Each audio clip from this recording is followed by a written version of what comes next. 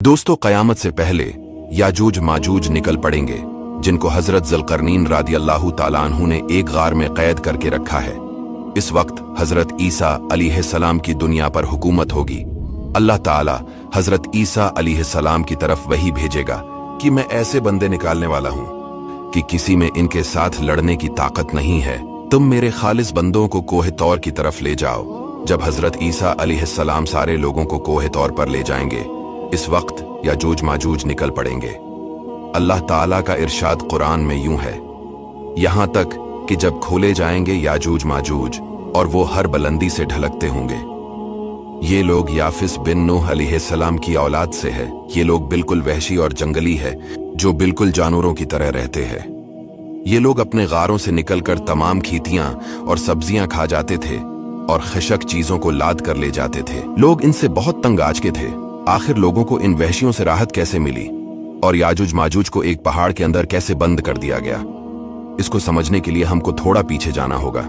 कुरान का वाकया है, वीडियो को आखिर तक देखना। प्यारे व्यूअर्स, दुनिया में कुल 4 बादशाह ऐसे हुए हैं जिनको पूरी जमीन की पूरी बादशाही मिली। इनमें 2 मोमिनीन थे और 2 काफिर। मोमिन तो हजरत सुलेमान अलैहिस्सलाम और ज़ुल्करनैन हैं, और काफिर एक बख्त नस्र और दूसरा नमरूद है। और तमाम रुए जमीन के 1/5वें बादशाह इस उम्मत में होने वाले हैं, जिनका नाम हजरत इमाम मेहदी रज़ियल्लाहु ताला अन्हु है। लेकिन आज हम जिस बादशाह की बात करने वाले हैं वो है हजरत ज़ुल्करनैन रज़ियल्लाहु ताला अन्हु। कुरान मजीद में हजरत ज़ुल्करनैन के 3 सफरों का हाल बयान हुआ है जो सूरा कहफ में है। हम कुरान मजीद ही से उन तीनों सफरों का हाल तहरीर बयान करते हैं। हजरत ज़ुल्करनैन का पहला सफर। हजरत ज़ुल्करनैन ने पुरानी किताबों में पढ़ा था कि साम बिन नूह अलैहिस्सलाम की औलाद में से एक शख्स आब हयात के चश्मा से पानी पी लेगा तो इसको मौत न आएगी। इसलिए हजरत ज़ुल्करनैन ने मगरिब का सफर किया। आपके साथ हजरत खज़र अलैहिस्सलाम भी थे। वो तो आब हयात के चश्मा पर पहुंच गए और इसका पानी भी पी लिया, मगर हजरत ज़ुल्करनैन के मुकद्दर में नहीं था, वो महरूम रह गए। इस सफर में आप जानिब मगरिब रवाना हुए तो जहां तक आबादी का नामो निशान है, वो सब मंजिलें तय करके आप एक ऐसे मकाम पर पहुंचे कि उन्हें सूरज गुरूब के वक्त ऐसा नजर आया कि वो एक सियाह चश्मा में डूब रहा है। जैसा कि समंदरी सफर करने वालों को आफताब समंदर के काले पानी में डूबता नजर आता है, वहां इनको एक ऐसी कौम मिली जो जानवरों की खाल पहने हुए थी। इसके सिवा कोई दूसरा लिबास इनके बदन पर नहीं था, और दरियाई मुर्दा जानवरों के सिवा इनकी गजा का कोई दूसरा सामान नहीं था। ये कौम नासिक कहलाती थी। हजरत ज़ुल्करनैन ने देखा कि इनके लश्कर बेशुमार हैं और ये लोग बहुत ही ताकतवर और जंगजू हैं, तो हजरत ज़ुल्करनैन ने इन लोगों के गिर्द अपनी फौजों का घेरा डालकर इन लोगों को बेबस कर दिया। चिनाचे कुछ तो मुशर्रिफ बा ईमान हो गए, कुछ आपकी फौजों के हाथों मकतूल हो गए। फिर आपने मशरिक का सफर फरमाया, यानी दूसरा सफर। यहां तक कि जब सूरज तलू होने की जगह पहुंचे तो ये देखा कि वहां एक ऐसी कौम है जिनके पास कोई इमारत और मकानात नहीं है। इन लोगों का ये हाल था कि सूरज तलू होने के वक्त ये लोग जमीन की गारों में छिप जाते थे और सूरज ढल जाने के बाद गारों से निकलकर अपनी रोजी की तलाश में लग जाते थे। ये लोग कौम मनसिक कहलाते थे। हजरत ज़ुल्करनैन ने इन लोगों के मुकाबला में भी लश्कर आराई की, और जो लोग ईमान लाए इनके साथ बेहतरीन सलूक किया, और जो अपने कुफ्र पर अड़े रहे इनको तबाह कर दिया। फिर आपने शमाल की जानिब तीसरा सफर फरमाया, यहां तक कि 2 पहाड़ों के दरमियान में पहुंचे। वहां की आबादी की अजीबो गरीब जबान थी। इन लोगों के साथ इशारों से बमुश्किल बातचीत की जा सकती थी। इन लोगों ने हजरत ज़ुल्करनैन से याजूज माजूज के मजालिम की शिकायत की और आपकी मदद के तालिब हुए। हजरत ज़ुल्करनैन रज़ियल्लाहु ताला अन्हु से लोगों ने फरियाद की कि आप हमें याजूज माजूज के शर से बचाए, और इन लोगों ने उनके अवज कुछ माल देने की भी पेशकश की।